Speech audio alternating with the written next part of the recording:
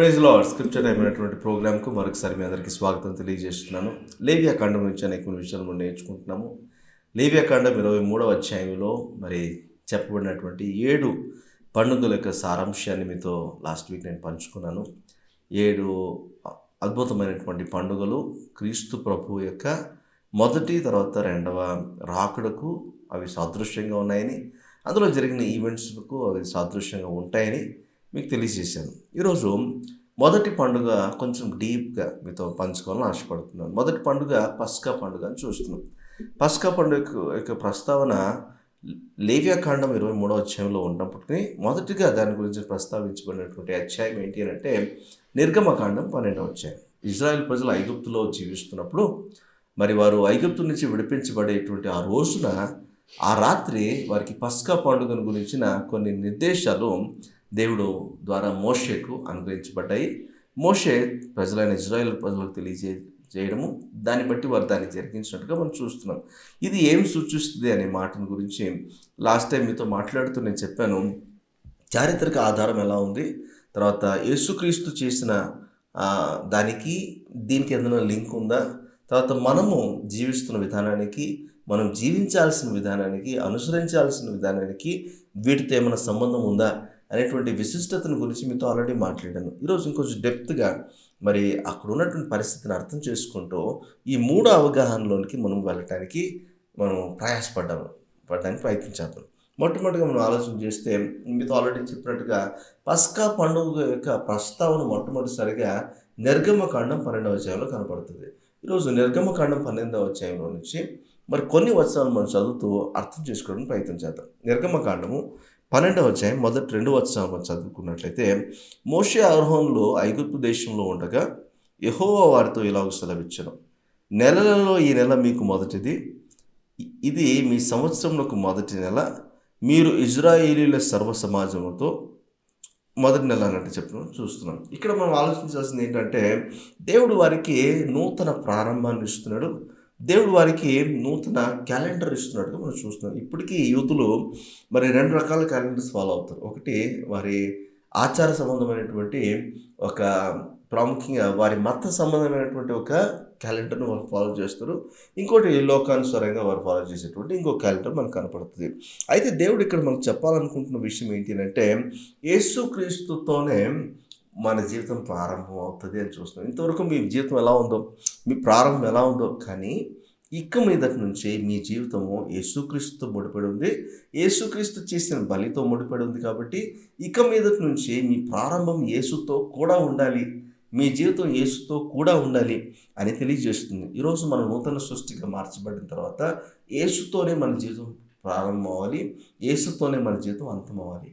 So మన seasons యేసుతో కలిసి ఉన్నప్పుడు ఏ సీజన్కి ఏ విధమైనటువంటి దీవెన, ఏ వరము, ఏదైతే మన కోసం ఆయన ఉంచాడో అది మనకు జరగడం ప్రారంభమవుతుంది. యేసుతో కూడా నడిచేటువంటి ఒక ప్రారంభాన్ని మనం అక్కడ కలిగి ఉండడానికి అవకాశం ఉంటుంది అనే విషయాన్ని అర్థం చేసుకోవాలి. నిర్గమకాండం 12వ అధ్యాయం 3వ వచనం చూద్దాం. మీరు ఇజ్రాయేలు సర్వ సమాజంతో ఈ నెల దశమి నాడు వారు తమ తమ కుటుంబంలో లెక్క చొప్పున ఒక్కొక్క గొర్రె పిల్లనైనను మేక పిల్లనైనను, అనగా ప్రతి ఇంటికి ఒక గొర్రె పిల్లనైనను ఒక మేక పిల్లనైనను తీసుకొనవలెను.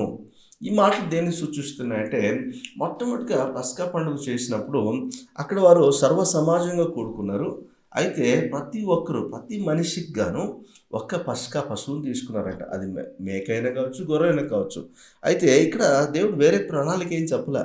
వాళ్ళకి చెప్పింది ఒకటే, ఏదైనా గొర్రె పిల్లని తీసుకోమన్నాడు, లేకపోతే ఒక మేక పిల్లని తీసుకోమన్నాడు. అందరికీ ఇది వర్తిస్తుంది అని చెప్పాడు.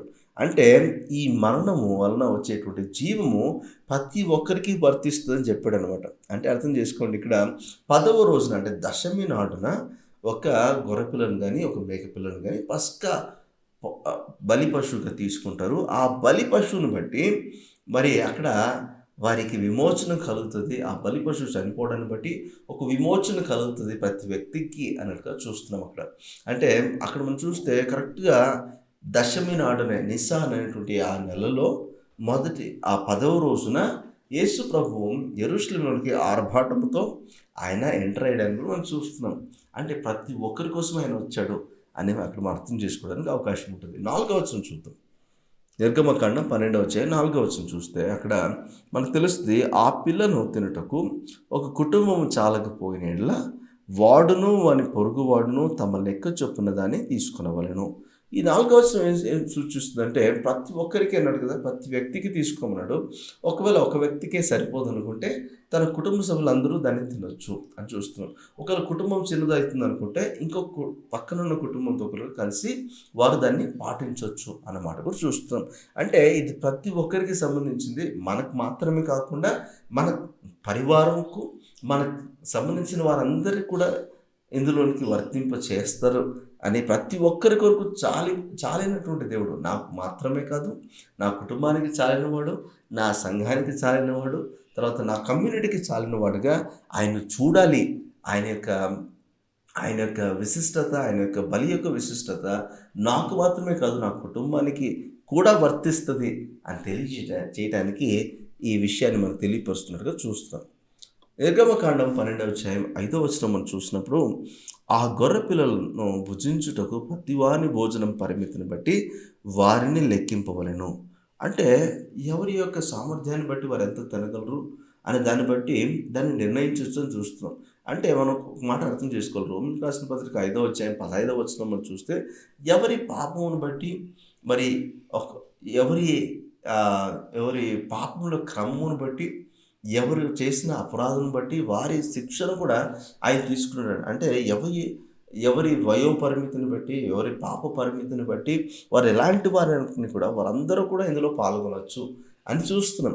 దీన్ని బట్టి మనం అర్థం చేసుకోవాల్సింది ఏంటంటే, ఆయన ప్రతి ఒక్కరి కొరకు ఆయన చనిపోయాడు.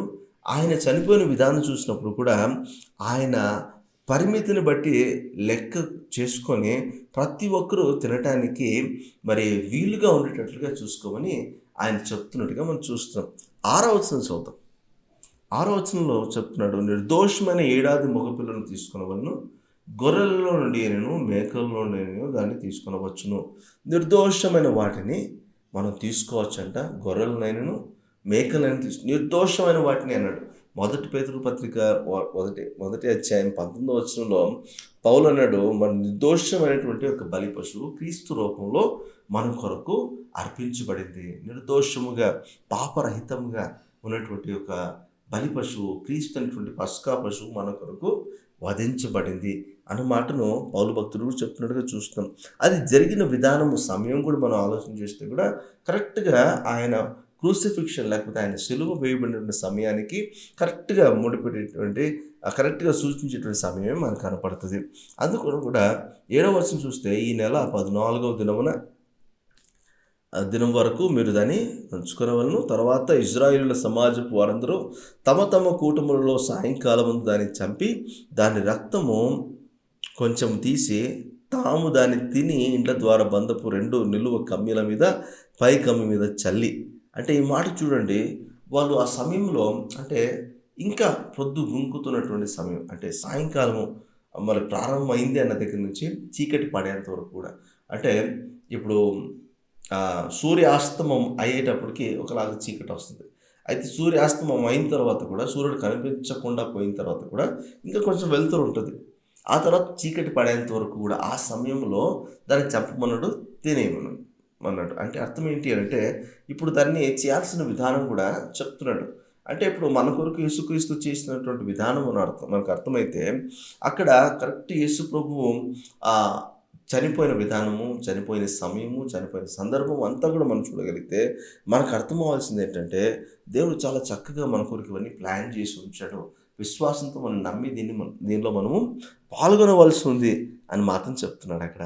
ఆ ద్వారబంధుల మీద పూసుకోవడం అంటే ఏంటి అంటే, ద్వారబంధుల మీద ఎప్పుడైతే ఆ రక్తం చిలికించబడిందో వారు విశ్వాసంతో దాన్ని చేసుకున్నారని అర్థం. అంటే క్రీస్తు రక్తంలోకి ఎవరైతే వచ్చారో వారు దానిలోని లబ్ధిని పొందడానికి అవకాశం ఉంటుందని చూస్తున్నాం.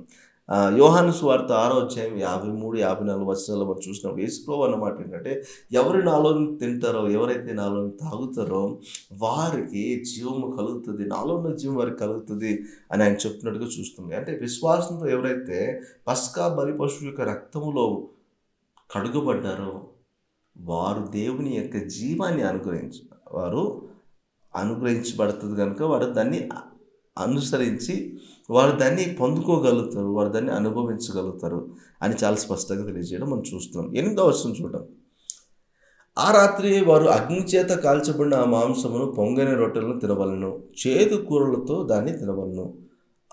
అసలు ఎలా తినాలి అది కూడా చెప్పాడు. ఓకే, రక్తాన్ని అయితే చిందించారు, చిందించిన తర్వాత దాన్ని ద్వారబంధంలోకి పూసుకున్నారు, అంటే క్రీస్తు రక్తంలోనికి వచ్చారని అర్థం. ఇప్పుడు ఎలా తినాలి అని కూడా చెప్పాడు. ఎలా తినాలంట? చేదు కూరలతో తినాలంట. అంటే వారి యొక్క పాపపు స్థితిని గుర్తు చేసుకుంటూ, అంటే దాంట్లో సంతోషించమని కాదు, పశ్చాత్తాపడుతూ చేదు కూరలతో దాన్ని తినమన్నాడు. అంత మాత్రం కాదు, పశ్చాత్తాపడుతూ చేదు కూరలు తినడం మాత్రమే కాదు, అది ఉడకబెట్టి తినకూడదంట, లేకపోతే దాన్ని పచ్చిగా తినకూడదంట, దాన్ని కాల్చుకొని తినాలంట. అంటే మన పాపల కొరకు ఆయన ఎంతగా కాల్చబడ్డాడు, ఎంత వేదన పడ్డాడు అని మనం అర్థం చేసుకోవాలంట. ఇదే శిక్ష నాకు కలిగితే ఎలా ఉంటుంది అని ఆలోచించుకుంటూ పశ్చాత్తాపడుతూ నేను తినాలంట, పాల్గొనాలంట. అలా ఎవరైతే పాల్గొంటారో అప్పుడు వారి పాపం విషయంలో వారికి ఒక విముక్తి కలుగుతుంది, పాపం విషయంలో వారికి ఒక విరక్తి కలుగుతుంది. ఇక పాపం విషయంలో వారు తిరిగి వెనక్కి చూసే పరిస్థితి ఉండదు అనే విషయాన్ని గ్రహించుకోవడానికి చేయమని చెప్తున్నాడు. మొదటి కొరింథీయులకు రాసిన పత్రిక 5వ అధ్యాయం 7వ వచనంలో పస్కా పశువు ఎవరో కాదు, యేసుక్రీస్తే, ఆయనే మన పస్కా పశువు అని చెప్పబడింది. అంటే విశ్వాసంతో మనం దీన్ని చేయమనే ఉద్దేశం అనమాట. 9-10 వచనాల్లో కూడా చూద్దాం. 9-10 వచనాలు చూస్తే, దాని తలను, దాని కాళ్ళను, దాని అంతములను అగ్నితో కాల్చి దాన్ని తినవలను. దానిలో ఉడకనదైనను నీళ్ళతో వండబడినదైనను తినకూడదు. ఉదయకాలం వరకు దానిలో ఏది మిగిలింపకూడదు. ఉదయకాలం వరకు దానిలో మిగిలినది అగ్నితో కాల్చి వేయవలెను. ఈ మాటలు చూడండి, ఏది మిగిలించకుండా తినాలంట. ఉడకంది ఏదన్నా ఉంటే కూడా పక్కన పెట్టేయాలంట. అంటే ఆయనలోని తినువారు, ఆయనలోని తాగువారు జీవం కలిగి జీవిస్తారు, నిత్యత్వం ఆయనతో కలిగి జీవిస్తారు. అయితే కరెక్ట్ ప్రాపర్ వేలో తినాలంట. ఈరోజు అరకొర భక్తి ఎవరో చేయొద్దు, విశ్వాసంతోనే చేయాలి. ఎవరో పాటిస్తున్నారు కాబట్టి నేను పాటించాలి, ఎవరో నమ్ముకున్నారు కాబట్టి నేను నమ్ముకోవాలి, ఎవరికో ఏదో జరిగింది కాబట్టి నేను వెళ్తే నాకు జరుగుతుంది, ఇవన్నీ కాదు. విశ్వాసంతో, భక్తి శ్రద్ధలతో దేవుని సేవించడమైనటువంటి ప్రక్రియలో మనం రావాలనేది మనకు సూచిస్తుంది. 11వ వచనం చూస్తే, మీరు దానిని తినవలసిన విధం ఏదనగా మీ నడుము కట్టుకొని, మీ చెప్పులు తొడుక్కొని, మీ కర్రలు చేత పట్టుకొని త్వరపడుచు దాన్ని తినవలను. అది యెహోవాకు పస్కా బలి. త్వరపడుచు తినాలంట. అంటే సిద్ధ మనస్సుతో మీరు తినాలి, సిద్ధమైన హృదయంతో, అంటే నూతన ప్రారంభం కొరకు సిద్ధపడి, పాత జీవితాన్ని విడిచిపెట్టడానికి సిద్ధపడి ఇష్టపడుతున్న వారికి దాన్ని తినాలి అని కూడా చెప్తున్నాడు. ఇక 12వ వచనం చూస్తే, ఆ రాత్రి నేను ఐగుప్తు దేశం అంతా సంచరించి ఐగుప్తు దేశం అందులో మనుషులలోనే కానీ జంతువులలోనే కానీ తొలి సంతతి అంతయు హతము చేసి ఐగుప్తు దేవతలందరికీ తీర్పు తీర్చదును, నేను యెహోవాను. ఎందుకు ఆ రాత్రి సంహారదూత మొత్తం ఐగుప్తు అంతా తిరిగి మొదటి సంతానం అయినటువంటి మనుషులు కావచ్చు, పశువులు కావచ్చు, వాటిని చంపేస్తానని. అంటే మొదటి సంతానము, మనం మొదటి పుట్టింది పాపంలోనే, మనం మొదటి జీవిస్తున్నది పాపంలోనే. మొదటి సంతానం ఇది పాపపు ఇష్టమైనటువంటి ఈ పాపపు జీవితము, రోత జీవితము సంహరించబడాలి, అది విమోచనం చేయబడబడాలి, పరిశుద్ధపరచబడాలి. యేసుక్రీస్తు రక్తం ద్వారానే సాధ్యమవుతుంది. త్వరగా తిరిగి మనం జీవించే అనుభవంలోనికి వచ్చినప్పుడు, తిరిగి జన్మించిన అనుభవంలోనికి వచ్చిన మనందరం కూడా రెండవ జీవితంలోనికి వస్తున్నాము, మార్పు చెందిన జీవితంలోనికి వస్తున్నాము, నూతన జీవిత క్రమంలోనికి మనం వస్తున్నాము అన్న మాట మనం సూచించడానికి, మనం తెలియచేయడానికి ఈ మాట మనం తెలియచేస్తున్నాడు. 13వ వచనం చూడండి, మీరున్న ఇండ్ల మీద ఆ రక్తము మీకు గుర్తుగా ఉండును, నేను ఆ రక్తమును చూసి మిమ్మల్ని నశింప చేయక దాటిపోయేదును. నేను ఐగుప్తు దేశమును పాడు చేయుచుండగా మిమ్మల్ని సంహరించుటకు తెగులు మీ మీదకి రాదు. ఎవరి మీదైతే ఈ రక్తం కనపడుతుందో, ఎవరి మీదైతే ఈ రక్తం ఉలకించబడి ఉంటుందో, ఎవరి మీదైతే ఈ రక్తం ప్రోక్షించబడి ఉంటుందో వారిని సంహరించడంట, వారికి తీర్పు తీర్చడంట, వారిని చేర్చుకుంటాడంట. విశ్వాసంతో వారు దేవుని ప్రణాళికలోనికి, దేవుని రక్షణ మార్గంలోనికి వారు రాగలుగుతారు అన్నమాట అక్కడ మనకు తెలియపరచబడుతుంది. ఈరోజు అలా వచ్చిన వారమైతే దేవునికి స్తోత్రం. అలా రాకుండా ఏదో ప్రాసెస్ ద్వారా వచ్చామనుకోండి, జాగ్రత్త. 14వ వచనం చూడండి. 14వ వచనంలో, కాబట్టి ఈ దినము మీకు జ్ఞాపకార్థమైనదగును, మీరు యెహోవాకు పండుగగా దానిని ఆచరింపవలెను, తరతరములకు నిత్యమైన కట్టడగా దానిని ఆచరింపవలెను. ఈ మాట్లాడుతూ చేసుకుంటే, ఇలా మీరు రక్షించబడిన రోజున, మీకు విమోచన కలిగిన రోజున, మీకు ప్రాయశ్చిత్తం కలిగిన రోజున మీరు పండుగను ఆచరించవలసి ఉంది. ఈరోజు ఒక పాప రక్షించబడితే పరలోకంలో పండుగ వాతావరణం ఉంటుందంట. పరలోకం గొప్ప విందు జరుగుతుందంట, గొప్ప ఆర్భాటం జరుగుతుందంట, గొప్ప పండుగ జరుగుతుందంట. ఈరోజు మీరు రక్షించబడినందుకు మీకు సంతోషం ఉందా? రక్షణ ఆనందాన్ని మీరు ఆస్వాదించగలుగుతున్నారా? నిత్యమైన కట్టడిగా మీరు రక్షించబడిన దినాన్ని మీరు ఆచరించండి.